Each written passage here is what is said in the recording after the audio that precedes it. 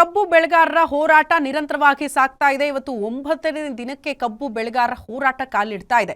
ನಿರಂತರವಾಗಿ ಸಂಧಾನ ಸಭೆಗಳು ಕೂಡ ವಿಫಲ ಆಗ್ತಾ ಇದೆ. ರೈತರ ಬೇಡಿಕೆಗಳನ್ನ ಈಡೇರಿಸುವಲ್ಲಿ ಸರ್ಕಾರ ವಿಫಲ ಆಗಿದೆ ಅನ್ನುವಂತಹ ಕಿಚ್ಚು ಮತ್ತಷ್ಟು ಜಾಸ್ತಿ ಆಗ್ತಾ ಇದೆ. ಹಾಗಾಗಿ ಇವತ್ತಾದ್ರೂ ತಣ್ಣಗಾಗುತ್ತಾ ಕಬ್ಬು ಬೆಳೆಗಾರರ ಕಿಚ್ಚು. 9ನೇ ದಿನವೂ ಕಬ್ಬು ಬೆಳೆಗಾರರ ಹೋರಾಟ ನಿರಂತರವಾಗಿ ಸಾಗ್ತಾ ಇದೆ. ಬೆಳಗಾವಿ ಜಿಲ್ಲೆಯ ಗುರ್ಲಾಪುರ ಕ್ರಾಸ್ನಲ್ಲಿ ಹೋರಾಟ ತೀವ್ರ ಸ್ವರೂಪವನ್ನು ಪಡೆದುಕೊಂಡಿದೆ. ಸ್ಥಳಕ್ಕೆ ಬಂದ ಸಚಿವರಿಂದ ರೈತರ ಮನವೊಲಿಸುವ ಸತತ ಪ್ರಯತ್ನಗಳಾಯಿತು. ಎಲ್ಲಿದ್ರೋ ಗೊತ್ತಿಲ್ಲ, ನಿನ್ನೆ ಸಚಿವ ಶಿವಾನಂದ ಪಾಟೀಲ್ ಅವರು ಪ್ರತ್ಯಕ್ಷರಾದ್ರು. 2 ದಿನ ಕಾಲಾವಕಾಶವನ್ನ ಕೇಳಿದ್ರು. ಸದ್ಯಕ್ಕೆ ರಾಷ್ಟ್ರೀಯ ಹೆದ್ದಾರಿ ತಡೆ ವಾಪಸ್ಸನ್ನ ಪಡೆದುಕೊಂಡಿದ್ದಾರೆ ರೈತರು. ಸಂಜೆ ಒಳಗಡೆ ನಿರ್ಧಾರ ಪ್ರಕಟ ಮಾಡುವುದಕ್ಕೆ ಸರ್ಕಾರಕ್ಕೆ ರೈತರು ಗಡುವು ಕೊಟ್ಟಿದ್ದಾರೆ.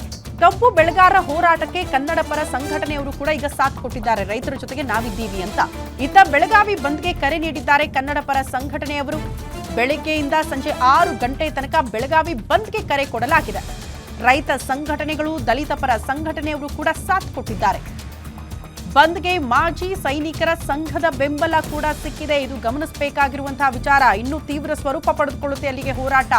ಬಸ್ ಸಂಚಾರ, ಶಾಲಾ ಕಾಲೇಜ್ ಎಲ್ಲವನ್ನ ಕೂಡ ಬಂದ್ ಮಾಡಿ ಎಚ್ಚರಿಕೆ.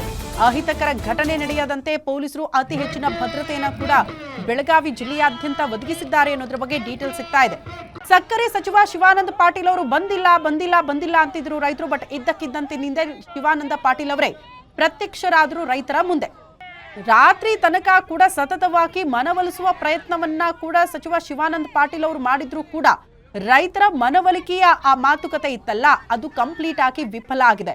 ಹಾಗಾಗಿ ಶಿವಾನಂದ ಪಾಟೀಲ್ ಅವರು ಹೇಳಿದ್ರು, 2 ದಿನ ಸಮಯಾವಕಾಶ ಕೊಡಿ, ಅಷ್ಟೊತ್ತಿಗೆ ಏನೋ ಸರ್ಕಾರದ ಮಟ್ಟದಲ್ಲಿ ಚರ್ಚೆ ಮಾಡಿ ಒಂದು ನಿರ್ಧಾರಕ್ಕೆ ಬರ್ತೀವಿ ಅಂತ. ರೈತರು ಈಗ ರಾಷ್ಟ್ರೀಯ ಹೆದ್ದಾರಿ ಬಂದ್ ಮಾಡೋ ವಿಚಾರ ಇತ್ತಲ್ಲ, ಅದಕ್ಕೆ ತಾತ್ಕಾಲಿಕವಾಗಿ ಬ್ರೇಕ್ ಹಾಕಿ ಹೋರಾಟವನ್ನ ಮುಂದುವರಿಸುವಂತ ನಿರ್ಧಾರ ಮಾಡಿ ಸಂಜೆ ಒಳಗೆ ಸರ್ಕಾರದ ನಿರ್ಧಾರ ಗೊತ್ತಾದ್ರೆ ಓಕೆ, ಇಲ್ಲದಿದ್ರೆ ನಾಳೆ ನಮ್ಮ ಹೋರಾಟ ತೀವ್ರ ಸ್ವರೂಪವನ್ನ ಪಡೆದುಕೊಳ್ಳುತ್ತೆ ಅನ್ನುವಂತ ಎಚ್ಚರಿಕೆಯನ್ನ ಕೂಡ ಕೊಟ್ಟಿದ್ದಾರೆ.